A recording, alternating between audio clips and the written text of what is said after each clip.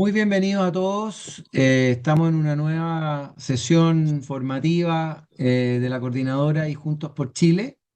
Y esta vez tenemos la presencia de un destacado actor de la economía nacional, René Cortázar, académico, investigador, ex ministro de Estado, asesor, intelectual y una persona muy interesada y muy activa en la proposición de ideas para mejorar y hacer crecer nuestra economía. Así que le damos la bienvenida a René Cortázar. Muy bienvenido, René. Muchas gracias por estar con nosotros hoy día. También se encuentra presente Paula Santamaría, vicepresidenta del directorio de la Coordinadora Nacional de Movimientos Ciudadanos, Luis Gallardo, presidente y fundador de Juntos por Chile, y el director ejecutivo de la Coordinadora Nacional de Movimientos Ciudadanos, Michael Conver. Les habla Juan Francisco Maquena, presidente de la Coordinadora Nacional de Movimientos Ciudadanos. René, cuéntanos, estamos ansiosos por conocer y saber un poco de tu visión de la situación económica del país hoy día, en qué estamos, cuáles son las tendencias y obviamente cuáles son las cosas que nosotros podríamos hacer para mejorar el rumbo. Primero, muchas gracias por la invitación. Es un gusto realmente poder tener esta conversación con ustedes. Yo quisiera hacer una introducción porque luego vamos a conversar, pero una introducción sobre la situación actual y algunas de los que me parecen a mí son las causas más de fondo de la realidad que tenemos y de los caminos que tenemos que buscar y encontrar para salir de esta situación. Yo creo que lo que caracteriza nuestra situación actual económica y política es la palabra frustración. Creo que hay una enorme frustración acumulada. Frustración que en lo económico se refleja en el hecho de una década de estancamiento y que en lo político se refleja en una percepción de las personas en el sentido de que a la política le falta una brújula, que escuchan hablar de una lucha del poder, que quién va a ser el candidato de qué coalición para qué cargo, pero que esa política no estaría orientada, no estaría focalizada en las necesidades y aspiraciones de las personas. Y a mí me parece que tanto para mirar la economía como para mirar la política de esta última década frustrante, es importante partir por ahí, partir por las necesidades y aspiraciones de las personas. Y una forma de mirar estas necesidades de las personas es con una vieja perspectiva de hace un siglo, de Maslow, de la pirámide de las necesidades, que dice las necesidades y las aspiraciones de las personas forman una suerte de pirámide. Si uno parte por la base de la pirámide, el primer piso de la pirámide es la aspiración de las personas de tener seguridad física. Si eso no se satisface, la verdad es que el resto de las aspiraciones y necesidades queda muy subordinada. Las personas concentran su atención en la primera base de esta pirámide, que es la seguridad física. Por eso no es curioso, es normal, es natural que cada vez que se hace una encuesta sobre cuáles son los problemas que las personas perciben, aparezca en primer lugar la base de la pirámide, la seguridad. Se habla de delincuencia, de crimen organizado, de terrorismo en la zona macrosur, e incluso como las personas a través de los medios de comunicación han visto que se produce un nexo entre la inmigración ilegal y el crimen organizado, con la aparición de nuevos delitos, los sicarios, que no habíamos escuchado hablar en algunos años atrás, no existía el término en la política chilena y en la vida social chilena, el sicario, donde aparecen 4 personas calcinadas en un auto que fueron quemadas vivas, cosas que las personas, los chilenos, no estábamos habituados, y eso las personas lo ligan a esta información sobre la migración ilegal. Y por eso aparecen la delincuencia, el crimen organizado, el terrorismo y las migraciones descontroladas como en la base de estas aspiraciones, de estas frustraciones con la realidad presente. Si uno parte por esa base, por lo primero, y uno dice, bueno, ¿qué se necesita para enfrentar esto? Y son muchas las políticas que podríamos mencionar y que distintos sectores van a proponer, pero hay un elemento común ahí. Para enfrentar el problema de la delincuencia, del crimen organizado, del terrorismo, de las migraciones ilegales, necesitamos más recursos. Enfrentar el crimen organizado supone actividades de inteligencia que demandan muchos recursos. Enfrentar las migraciones ilegales demandan muchos recursos. ¿Y para qué decir el tema del terrorismo en la zona macrosur? Y cuando uno dice, bueno, ¿de dónde vienen estos recursos? Para partir en estas aspiraciones de las necesidades más básicas. Sabemos, y lo muestra nuestra propia experiencia como país de los últimos 30, 40 años, que los recursos vienen en más de un 80% del crecimiento y en menos del 20% que es lo que resta de las reformas tributarias. ¿Y de qué hemos hablado la última década? ¿Hemos hablado de crecimiento? No, prácticamente no hemos discutido el tema del crecimiento. El tema del crecimiento y el desarrollo quedó relegado a un plano secundario.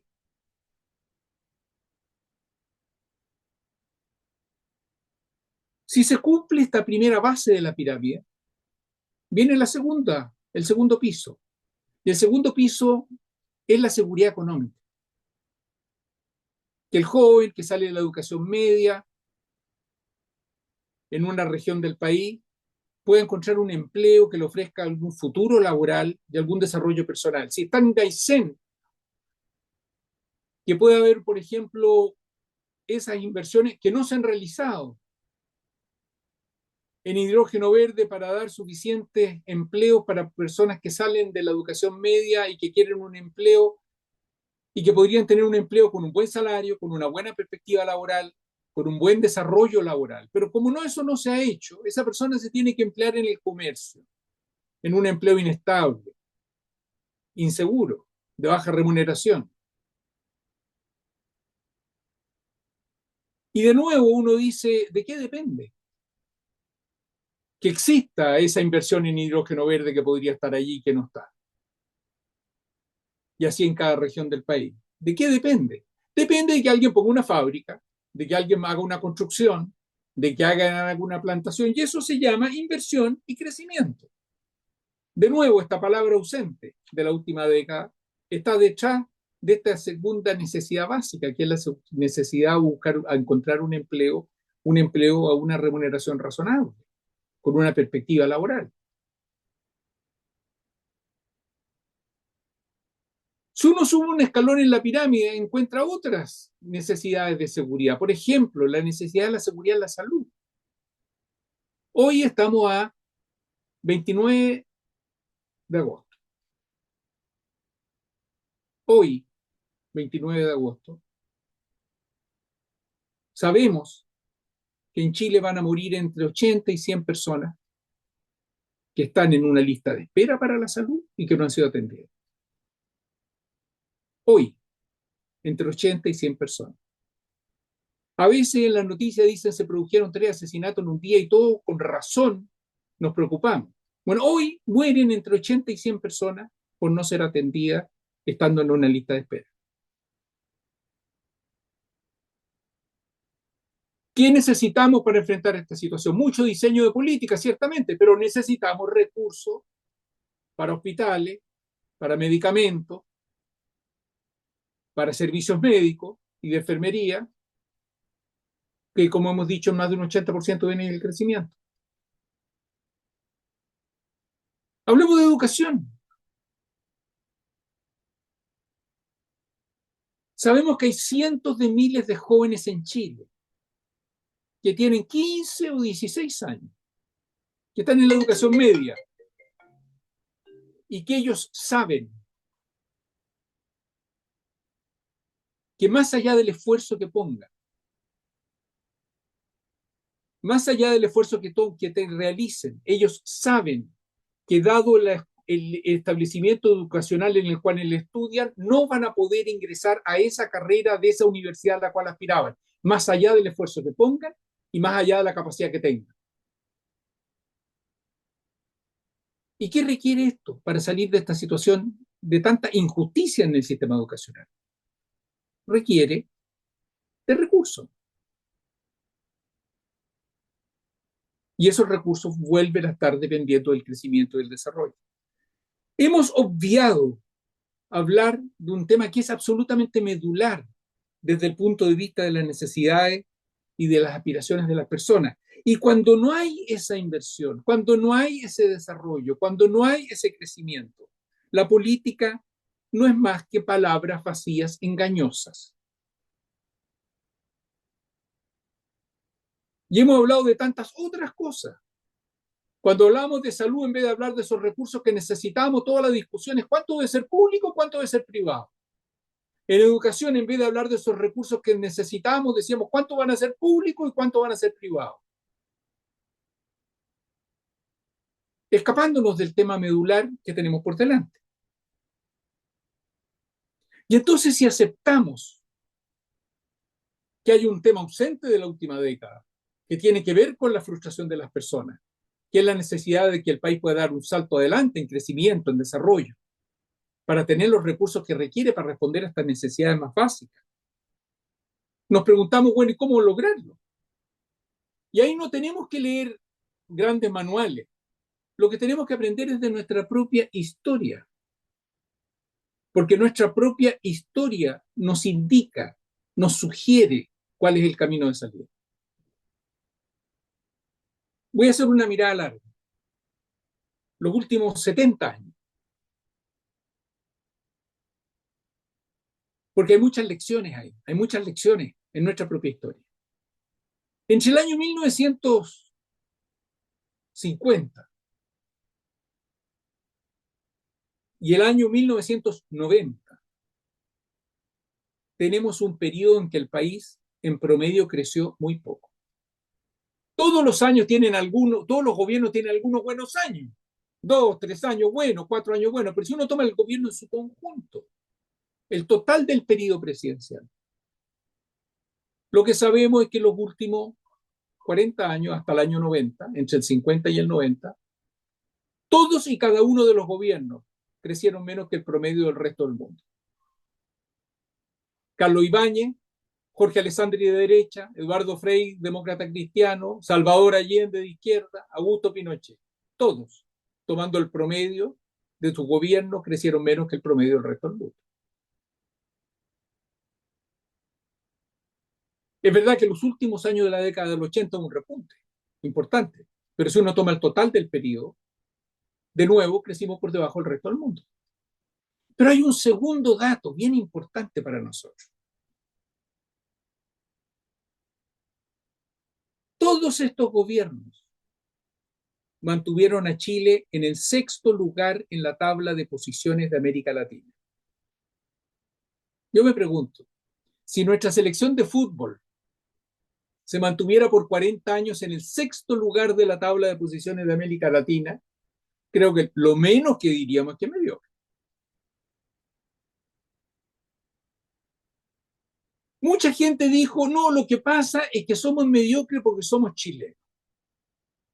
¿Por qué? Porque como somos chilenos somos poco frugales. Como somos poco frugales ahorramos poco. Como ahorramos poco invertimos poco. Como invertimos poco crecemos poco. Ergo, la culpa la tenemos los jugadores. Somos chilenos poco frugales. Pero fíjense bien que si uno toma el 11 de marzo de 1990, efectivamente estábamos en el 6º lugar en la tabla de posiciones, a pesar de la recuperación y el crecimiento en los últimos años de la década del 80. Y en los próximos años, los 10 años siguientes, que fueron los 2 gobiernos que existieron durante la década de los 90, crecimos durante todo el periodo, no por debajo del promedio del resto del mundo, cada uno de esos gobiernos, sino que a más del doble que el promedio del resto del mundo. Y en poco más de una década pasamos de ser los 6º de América Latina a ser los primeros de América Latina. ¿Qué pasó? Si la explicación que nos daban es que era porque éramos poco frugales los chilenos, tendríamos que haber tenido una mutación genética, que es posible pero poco probable.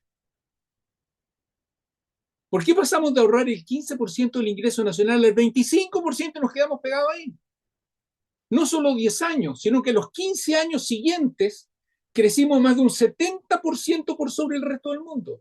No el doble, no más del doble, pero sí más del 70% por sobre el resto del mundo. 25 años. ¿Qué fue lo que pasó? Douglas North, Premio Nobel de Economía, por su estudio sobre el desarrollo, resumió todas sus teorías en una frase muy sencilla. Dijo, es la calidad de las reglas del juego lo que hace la diferencia entre los países que se desarrollan y los países que se frustran en el intento. No se largue a atacar a los jugadores, si son las reglas del juego las que lo definen.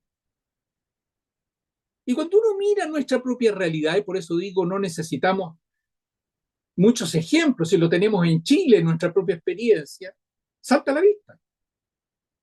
Reglas del juego. Durante el periodo de crecimiento mediocre de esos 40 años, tuvimos, durante los promedios de los gobiernos, siempre hay años buenos, hay periodos más breves buenos, los promedios de los gobiernos en su conjunto, tuvimos déficit fiscal. O sea, el gobierno gastaba más de lo que recaudaba. Y se comía parte del ahorro y ese ahorro no estaba para la inversión y el crecimiento. ¿Qué ocurrió durante el periodo de crecimiento acelerado de esos 25 años? Tuvimos todos los años superávit fiscales. El gobierno gastaba menos de lo que recaudaba y contribuía con ello al crecimiento. Durante el periodo de desarrollo mediocre, los impuestos no incentivaban el ahorro de las empresas activamente y las empresas ahorraban menos. Durante el periodo de desarrollo acelerado, los impuestos sí incentivaron el ahorro de las empresas. Cambió la regla del juego, cambió la conducta de los jugadores y las empresas ahorraron más. Durante el periodo de desarrollo mediocre tuvimos una legislación laboral que no incentivaba el ahorro y el crecimiento de la productividad. Y eso cambia durante el periodo de desarrollo acelerado. Durante el periodo de reglas del estancamiento, tuvimos una economía en general mucho más volcada hacia el interior. Durante el periodo de crecimiento acelerado, tratados de libre comercio, integración en la economía mundial. Varios de estos cambios se indujeron hacia fines de los 80.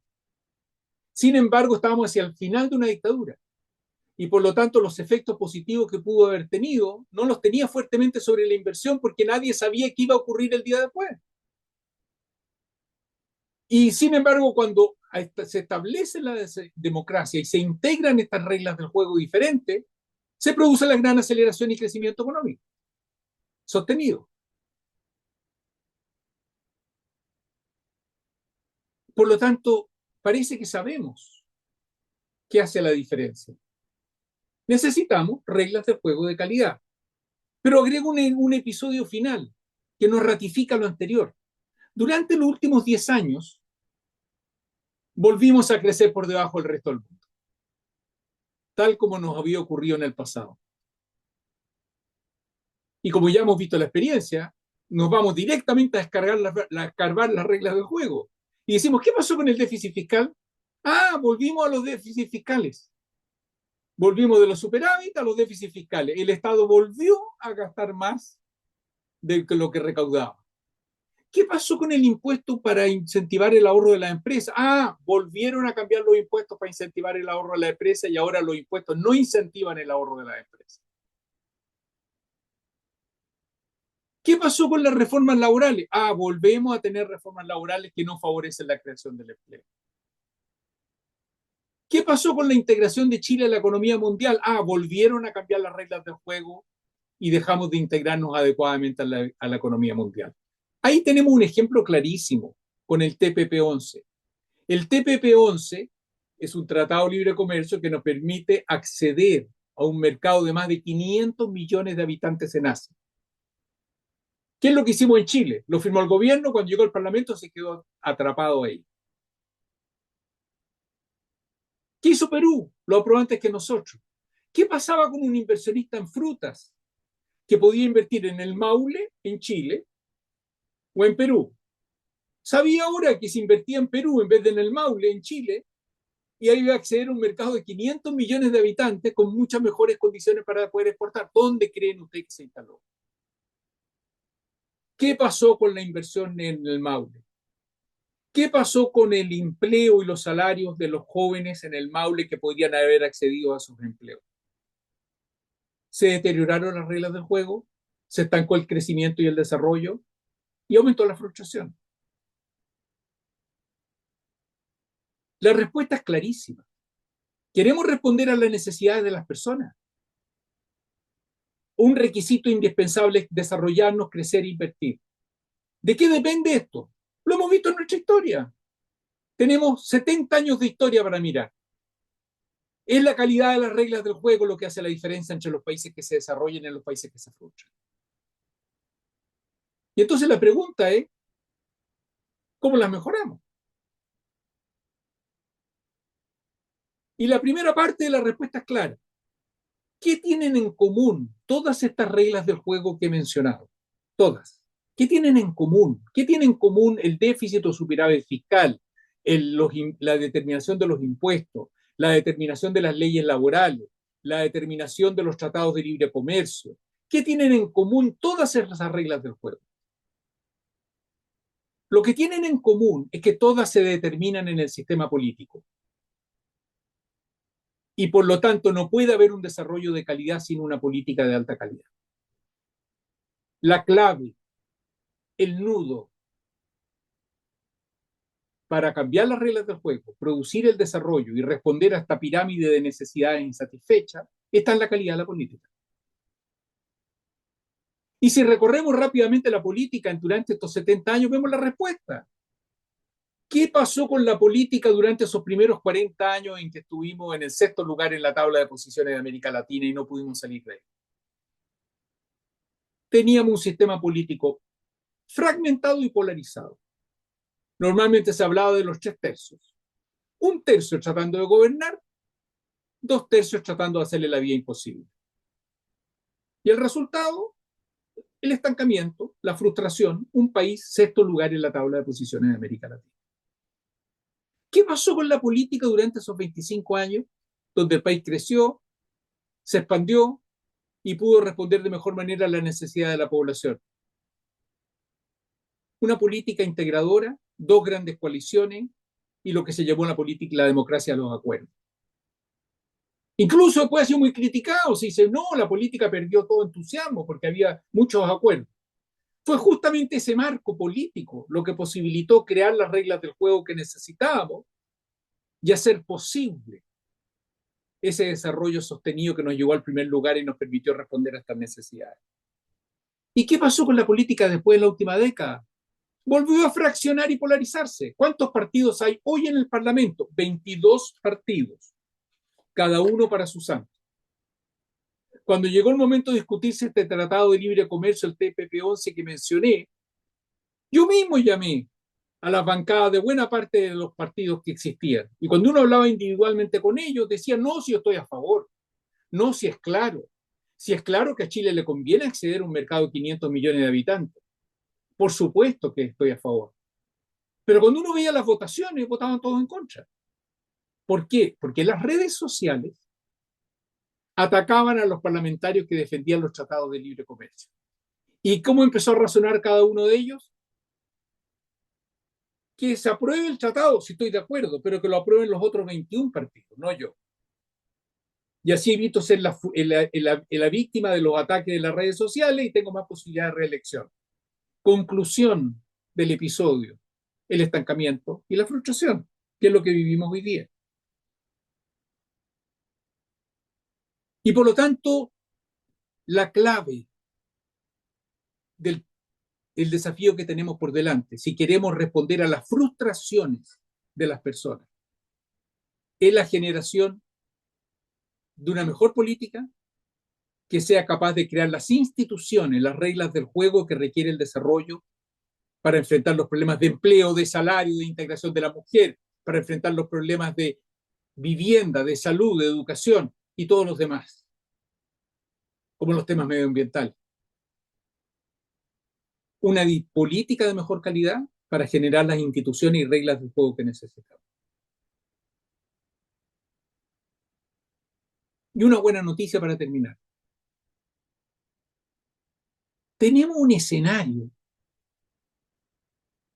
que literalmente nos cayó del cielo, porque no hemos hecho el mérito ninguno para tenerlo. Tenemos un escenario que nos abre una posibilidad excepcional, si es que somos capaces de hacer esta tarea política.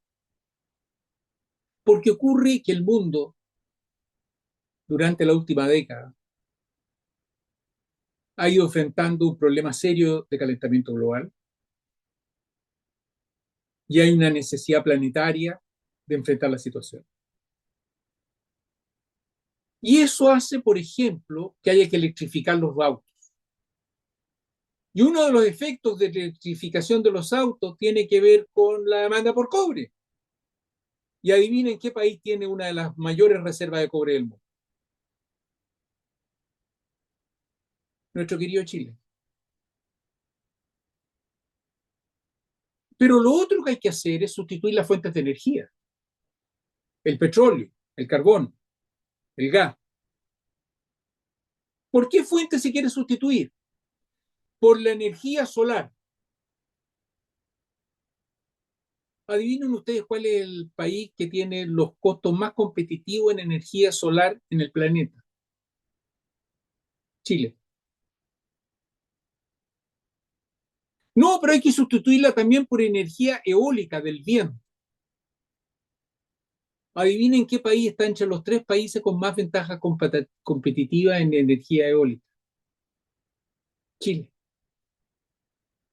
Pero además se necesita litio para las baterías. ¿Cuál es el país que tenía? Porque hemos ido perdiendo ya la ventaja y vamos a seguir cuesta abajo. Si no cambiamos, vamos a seguir cuesta abajo. ¿Cuál es el país que tenía las mayores reservas de litio del mundo? Chile. Y la capacidad de hidrógeno verde que aparece como la gran resolución. ¿Cuál está el país que está entre los tres primeros en ventaja competitiva respecto de hidrógeno verde? Chile nuevamente. Esto no es mérito ninguno nuestro, pero ocurre una situación de que frente al principal desafío del desarrollo que está enfrentando la humanidad, estamos en un país que tiene una situación completamente privilegiada, pero que exige la atracción de decenas y decenas de miles de millones de dólares para dar la oportunidad. Si la damos, nos podemos convertir 15 años para estar sobre Portugal hoy día, menos de 20 para estar sobre España hoy día, podemos convertirnos en un país desarrollado. Y no se ha escuchado hablar todavía en el mundo de ningún país, no se ha escuchado hablar nunca de algún país que logre enfrentar el tema del empleo, los salarios, la salud, la educación, la vivienda y la protección del medio ambiente, que no haya pasado primero por el umbral del desarrollo. O sea, lo que tenemos es la oportunidad de dar el salto al desarrollo, una situación que pocos países en el planeta tienen. ¿Y depende de qué?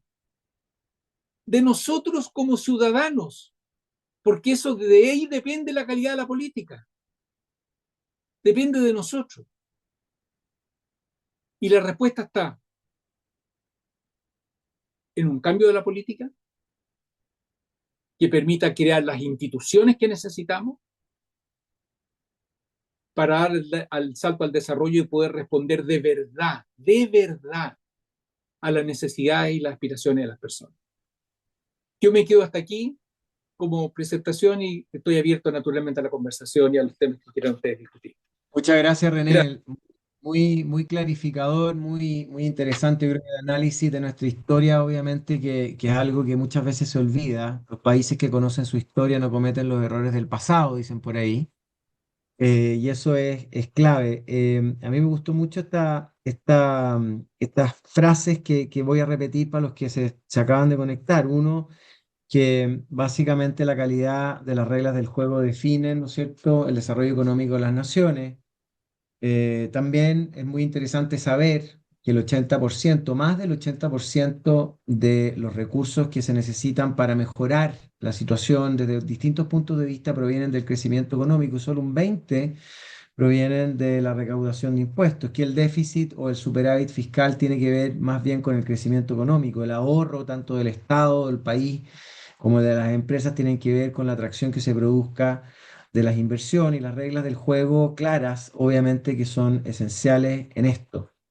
Ahora, lamentablemente hoy día estamos viendo que las reglas del juego están permanentemente cambiando. Yo me dedico al tema de la energía y por lo menos, por lo tanto, escucho con mucha atención y con mucho entusiasmo lo que tú mencionas, porque yo veo exactamente lo mismo. Como yo le digo, el triángulo dorado o virtuoso que tiene Chile de cobre, litio y recursos naturales, digamos, como el sol y el viento, son espectaculares. Ahora, vemos que la política influye negativamente en estas cosas. Recientemente el ministro de Energía o el gobierno mandó un proyecto de ley de reforma para sacarle plata a uno y metérsela a otro para tratar de alguna forma generar subsidios para enfrentar los altos precios de la energía, la paralización de proyectos esenciales para el desarrollo energético del país desde el punto de vista ambiental. Son cuestiones que obviamente nos ponen un signo de interrogación de qué es lo que está haciendo la clase política. ¿Cuáles son a tu juicio, y aquí después también le pido a la Paula y a Maco que también contribuyan haciendo las preguntas que estimen del caso, ¿cuáles son a tu juicio tres medidas desde el punto de vista económico-político que podrían ayudarnos a nosotros a salir de esta mediocridad, de este estancamiento provocado por un cambio sustantivo, un deterioro en las reglas del juego? Yo te diría más que medidas puntuales. Te respondo eh, con una estrategia política, cuál debiera ser la orientación, qué lección deberíamos sacar de esta década, desde el punto de vista de orientación estratégica política. Tú hablabas de las políticas hoy día, la oportunidad que estamos perdiendo. Discúlpeme que antes de contestar esto voy a dar un ejemplo. La política nacional del litio. Hemos dicho que tenemos una de las reservas más grandes del mundo. ¿Qué dice la política nacional del litio? Presentada por el presidente Boric. Dice que en el Salar de Atacama, que es donde tenemos nuestras mayores reservas,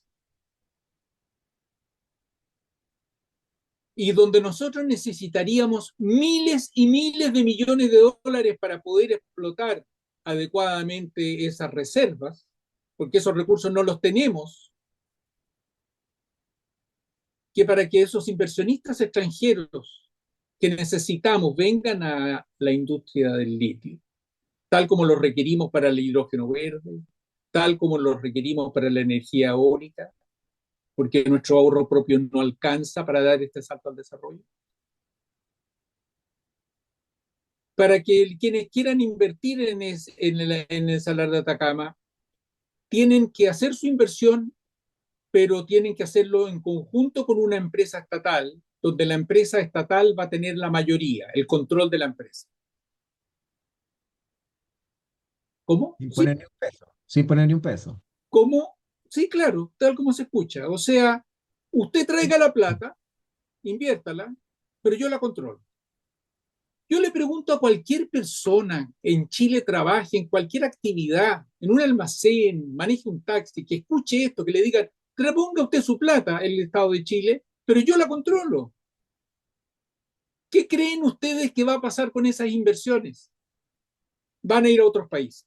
No, entonces el gobierno dice que ya tenemos unos proyectos. Sí, yo sé que hay algunos proyectos que van a venir, pero para contrarrestar esto, van a ser tal la rentabilidad que van a tener que tener esos proyectos para que alguien invierta en esas condiciones que no va a ser positivo para el país.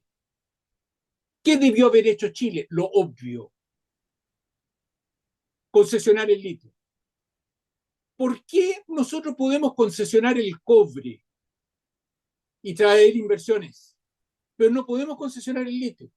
Yo sé por qué, porque el litio, durante el periodo militar, se decidió que no podía ser como el cobre por razones estratégicas militares que se le ocurrieron en el régimen de Pinochet. Eso hay que olvidarlo, eso fue una pésima política.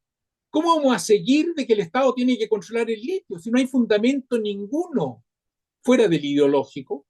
No hay fundamento ninguno de verdad para que el litio tenga que ser una mayoría de control estatal en la inversión de terceros. Si mantenemos la política nacional del litio, lo que vamos a hacer es dejar pasar la oportunidad del litio.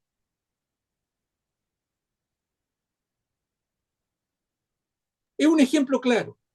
¿A qué responde esta estrategia de esta década? Si me permiten tomarme unos minutitos, porque creo que esto nos va a ayudar en la conversación siguiente, yo creo que responde a una ola populista, que no es solo chilena, que después del 2008, con la crisis mundial, abarcó a buena parte del planeta, una ola populista. Populismo de izquierda y populismo de derecha. Nombres de países que tuvieron gobiernos populistas de izquierda. Argentina, los Kirchner. Otro país, México de AMLO. Nombres de países que siguieron políticas populistas de derecha. Bolsonaro en Brasil. Trump en Estados Unidos. Los rasgos de la política populista son siempre los mismos. Primer rasgo, el país se divide entre ellos y nosotros.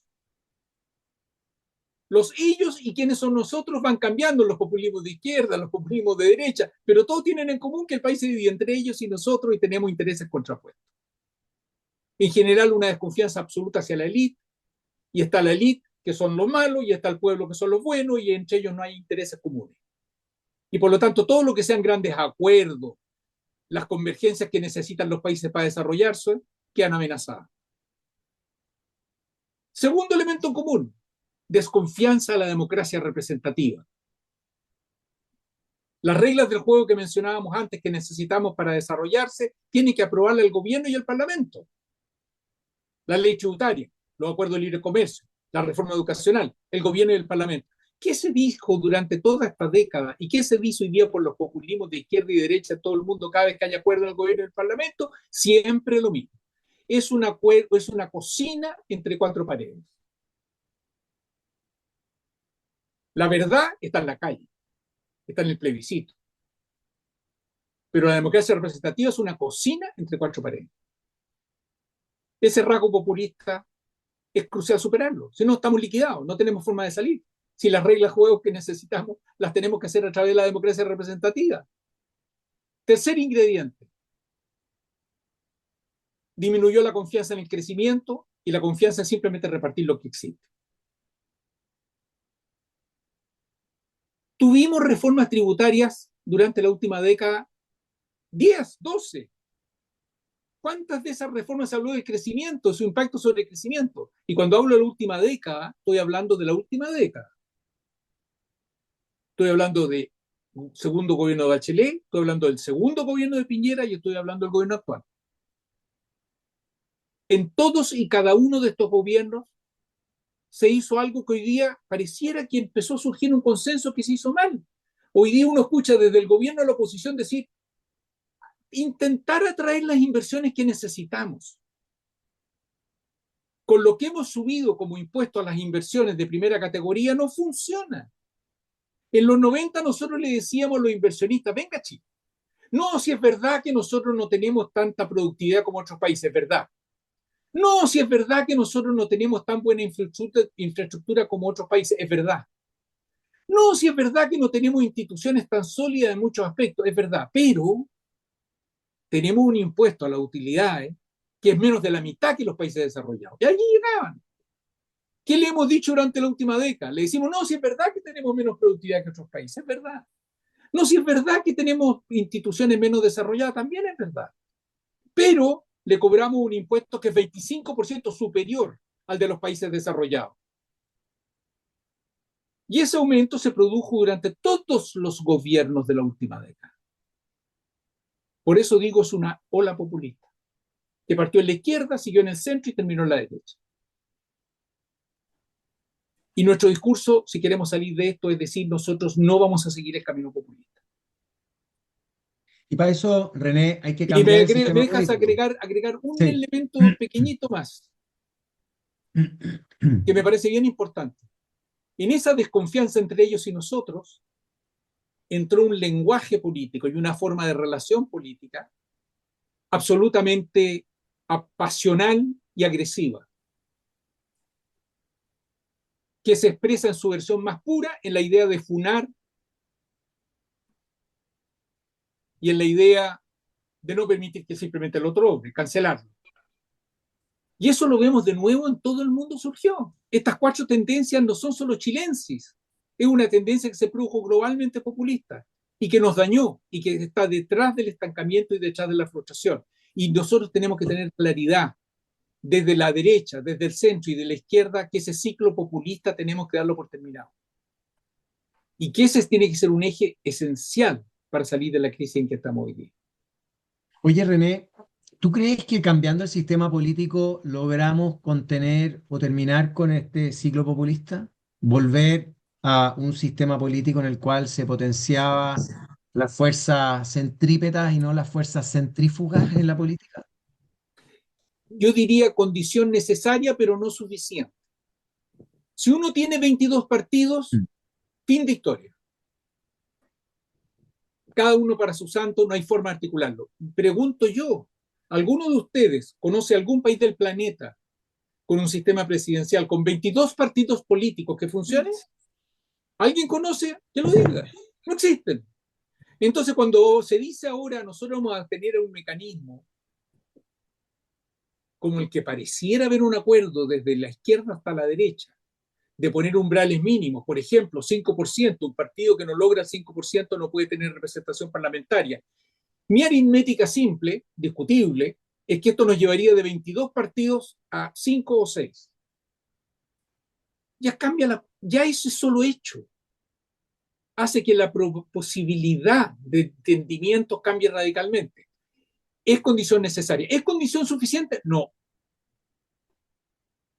Se requiere volver a cambiar nuestra visión de la política.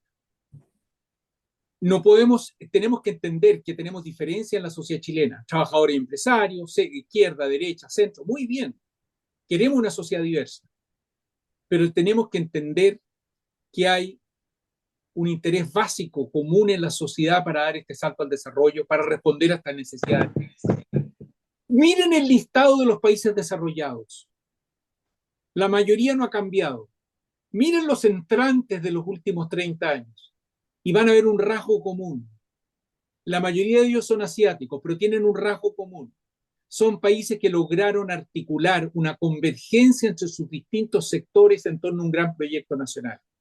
No para eliminar las diferencias, para encauzarlas en un proyecto compartido. Y eso supone un cambio fundamental en la política. Eso fue lo que marcó el inicio de la concertación. Cuando Elwin, en el Estadio Nacional, dice necesitamos trabajar juntos, y dice civiles y militares, y se gana una gran pifia de un porcentaje de quienes estaban en el Estadio Nacional, Elwin no da un paso atrás, sino que da un paso adelante. Dice, sí, compatriotas, dice una frase, Chile es uno. Que Chile sea uno no significa que es homogéneo, no significa que todos pensamos igual, no significa que todos tenemos los mismos intereses, significa que hay un cauce compartido y hay un interés común en dar este salto al desarrollo y a la democracia de calidad y a la seguridad de las personas. Y yo creo que ese elemento es central. El cambio electoral, muy bien, indispensable, pero el cambio más de fondo es poner fin a una década de populismo y hacer resurgir un proyecto que sea capaz de dar la respuesta que el país necesita. René, con respecto a eso, tú comentaste sobre la clase política. Y te quería hacer una pregunta relacionada con, mira, la clase política de los años 90 era bastante preparada y como con altas capacidades de negociación, que tú lo destacaste también como uno de los atributos que permitió que Chile llegara a grandes acuerdos y eso obviamente mejorara las capacidades productivas del país. ¿Cómo atraemos nuevamente a las personas con altas capacidades políticas que les interesen de verdad los asuntos públicos y a los que se dejaron de interesar? Porque este mismo ambiente populista, de pelea, de maltrato entre las personas, también hicieron que muchas personas se alejaran de los asuntos públicos. ¿Qué podemos hacer como sociedad, nosotros que ya vivimos esos años, esos buenos años? Yo partiría de la base, y voy a insistir en eso desde el inicio, que no le echemos la culpa a los jugadores, sino que a las reglas del juego. Cuando tú tienes una democracia que no tiene 22 partidos, sino que es capaz de crear grandes coaliciones, cuando tú tienes una democracia donde los principales partidos dejan la ola populista, donde han estado todos, izquierda, centro y derecha, durante una década, cuando tú cambias el cauce, eso genera una atracción hacia el servicio público que se ha ido perdiendo. Yo no creo que haya algo solo de los jugadores en el problema. Cuando se dice que el Parlamento está muy malo, es que ¿cómo va a estar bueno con 22 partidos? Si con 22 partidos es ingobernable. Busca a los talentos más grandes, ponlos con 22 partidos y no funciona. Entonces lo principal es entender que tenemos que dar origen a un nuevo ciclo, que tal como el populismo incorporó a la izquierda, luego al centro y luego a la derecha, y terminó incorporando al conjunto del sistema político, tenemos que hacer un ciclo de un signo diferente. Que además ya lo hicimos una vez. Si nosotros tuvimos 40 años de mediocridad, 40 años de polarización, 40 años de fraccionamiento político, 40 años de confrontación política, y el país sufrió la mediocridad, y los sectores medios y sectores de bajo ingreso sufrieron la necesidad insatisfecha. Y conocimos un ciclo de menos fragmentación, de más entendimiento, de más desarrollo, y sabemos que somos capaces de hacerlo. Pero eso supone, con toda su crudeza, reconocer la realidad en que estamos. Porque aquí hay una tentación. Una tentación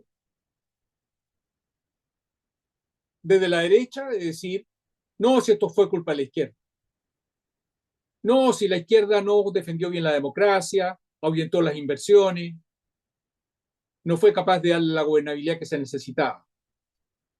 Y una tentación desde la izquierda de decir, no, si fue la derecha. Cuando vino el estallido social quedaron sin conducta, no supieron cómo articular los distintos sectores.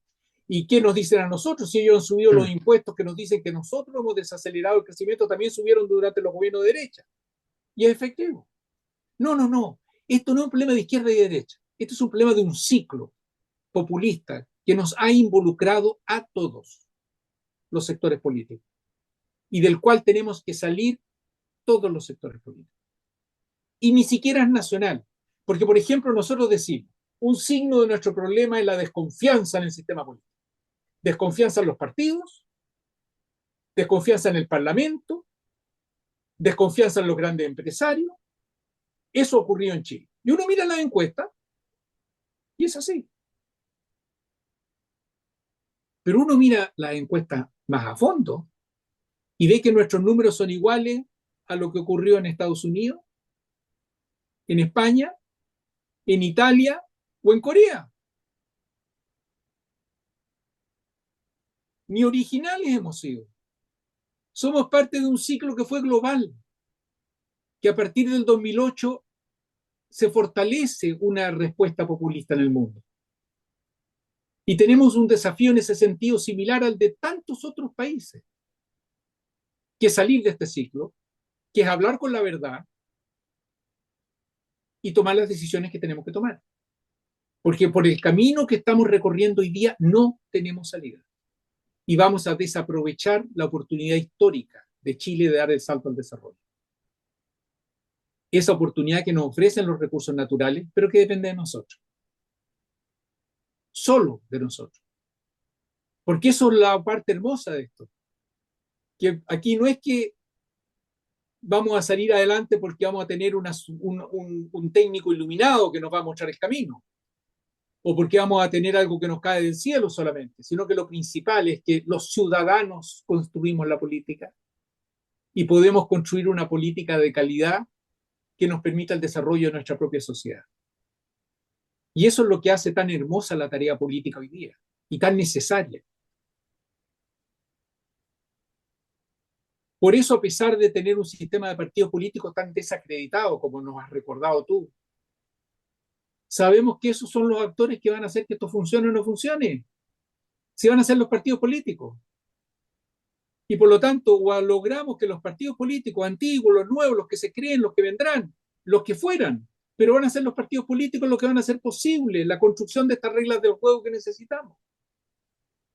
Y esa es la tarea de hoy.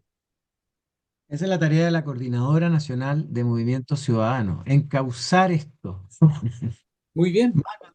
Ah, claro, porque en el fondo, efectivamente, la institucionalidad, la política son los partidos políticos. Nosotros tenemos como ciudadanos que agruparnos y exigirle a los partidos políticos el encauzamiento y el término y dejar atrás, ¿no es cierto?, el populismo, los populismos que nos han hecho llegar a esta década de estancamiento que tú muy bien describes, René. Y esa es la fuerza que nosotros buscamos, ¿no es cierto?, en los nuevos líderes y en los jóvenes que tenemos que lograr hacer una cosa como esta. O sea, yo no puedo estar más de acuerdo. Mako, tú querías preguntarle algo, ya estamos llegando al final de nuestro programa, de nuestra charla, interesante conversación con René Cortázar, economista, intelectual, exministro, académico, que ha estado muy, muy interesante y concentrada para los que se conectaron recientemente en analizar un poco las razones del estancamiento en el que hemos vivido los últimos 10 años y cuáles son las potenciales medidas o fórmulas para salir del mismo. Mako. Sí, mira, René, muchas gracias por toda tu presentación. Mi consulta iba respecto a el mote neoliberal que se le dio durante tanto tiempo, o sea, durante estos últimos años se ha escuchado mucho para motejar una serie de actitudes, de políticas, de lineamientos económicos, que si bien surgen, como bien decías tú, en los 80, pero se desarrollaron durante todos los 90 y los 2000, eh, de esas críticas que surgieron de una izquierda muy, muy rebelde, que finalmente ha intentado un poco desestabilizar el país. ¿Qué de esos diagnósticos tú rescatas y qué crees que finalmente son ideología pura que solamente ha desordenado? En el sentido, cómo separar la paja del trigo. En el sentido de que podría haber tal vez algo cierto en las lecturas sobre la desigualdad, la lectura sobre el descontento, que venían también desarrollándose incluso en este periodo de alza. Entonces, en ese sentido faltó tal vez continuar este periodo de desarrollo para lograr finalmente llegar a un estadio diferente como país, o hubo de todas maneras algunas cosas que no desarrollamos bien también dentro de estos años. A ver, primero, lo que se logró en ese periodo de crecimiento acelerado fue una disminución de la pobreza, primero, que estaba en cerca del 50% y bajó bajo el 10%. Yo no conozco experiencia en el mundo de países que tengan más de un 50% de pobreza y que en un lapso como ese lo reduzcan a menos del 10%. No conozco. Puede que haya alguno, pero he buscado y no lo encuentro. La desigualdad, si tomo el 10% más rico o el 20% más rico, el 20% más pobre, disminuyó.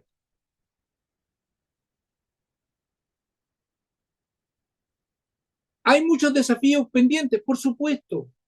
Hay muchas necesidades de errores que se han cometido, por cierto. Voy a dar un error garrafal, si me permiten. Las pensiones. Tenemos un sistema de pensiones que hace que un profesor que lleva 40 años haciendo clases, cuando se va a pensionar, estoy siendo antes del aumento de cotizaciones que hubo. Estoy manteniendo nuestra situación como está hoy día antes de la PGU con nuestra situación hasta 24 meses atrás. Un profesor que se iba a pensionar, su pensión era menos de la mitad de su sueldo. Entonces él dice naturalmente, yo vivo ajustado con el sueldo. Y usted me dice que me pensione después de 40 años y me toca menos de la mitad. 40% del sueldo. ¿Cuál era la pensión esperable en los países desarrollados? Alrededor del 80% del sueldo, o sea, alrededor del doble. Hay muchas cosas que se pueden mejorar, pero yo voy a dar una gruesa, grande, responsabilidad de todos nosotros, de la izquierda, del centro, de la derecha, de todos. Culpa nuestra. ¿Cuánto cotizan para pensiones, cotizamos los chilenos? 10% del sueldo. Y obteníamos el 40% de la pensión, que era totalmente insuficiente. ¿Cuánto cotizaban esos países que tienen buenas pensiones? 20%, casi 20, 18, 19, alrededor de 20% del sueldo. Casi el doble. Qué raro. O sea, cotizan el doble y tienen una pensión del doble. No es nada de raro, es evidente. ¿Y por qué nos mantuvimos sin subir las cotizaciones a tiempo? En una situación absurda, donde todos los países que lograban que la pensión se pareciera al sueldo cotizaban 20% y nosotros creíamos que íbamos a tener un sistema de pensiones que cotizábamos el 10%. Fue un error garrafal del sistema político chileno, con el que estamos todos en deuda, transversalmente. A lo que yo voy es, hay por supuesto errores y por supuesto situaciones que se cometieron grandes errores. Pero esto de que hubo un sistema neoliberal, un sistema que crece, que disminuye la pobreza, que disminuye la desigualdad, y he enfatizado, no es que no cometa errores, acabo de mencionar unos gigantescos. No se puede decir que el sistema fracasó. Y de neoliberal, ¿qué se llama neoliberal? Porque esa es una bandera ideológica pura hoy día. ¿Qué se llama neoliberal? Neoliberal se llama, por ejemplo, los países que tienen bajos salarios mínimos para no interferir con el mercado laboral. El año 1990, yo podría decir, yo fui ministro del Trabajo a partir de 1990, que era neoliberal, efectivamente. El salario mínimo se había rezagado brutalmente durante los 80 y estaba en un nivel muy, muy bajo respecto a lo que debía estar. Neoliberal, porque el sueldo mínimo se mantenía muy reprimido. Sí, yo podría decir sí, el año 90, pero después, ¿qué pasó en los 30 años? Crecieron más que los salarios promedios. Y hoy día está más alto respecto a los salarios promedios que lo que buena parte de los países. Seguir llamando neoliberal al salario mínimo es absurdo. Le voy a hablar de la negociación colectiva. Típica propuesta neoliberal. Queremos un sistema de negociación colectiva donde los sindicatos no tengan fuerza para negociar. Si yo miro la radiografía de la legislación laboral cuando asumí como ministro el 11 de marzo de 1990, yo podía ser neoliberal, sí, pues eso era neoliberal. Había una huelga a plazo, se podía reemplazar libremente. Si yo miraba esa legislación y la comparaba con otros países, sí, hubiera dicho, sí, efectivamente, tiene razón usted, que esa política califica para neoliberal. 30 años después, nosotros tenemos un sistema de negociación colectiva después de las reformas que se han hecho, que es más protector de la parte laboral que la mayor parte de los países desarrollados. Y seguimos siendo neoliberales. Un slogan. Tercer ingrediente del neoliberalismo. Los neoliberales le ponen poco impuesto a la utilidad de las empresas. Si yo tomo la foto del año 1990, claro, el impuesto a la utilidad efectivamente de las empresas era bajísimo. Muy, muy bajo respecto al resto del mundo. Alguien podría decir, es un rasgo neoliberal. Sí, tienen razón. Hoy día estamos cobrando impuestos a las empresas que es 25% por sobre el de los países desarrollados.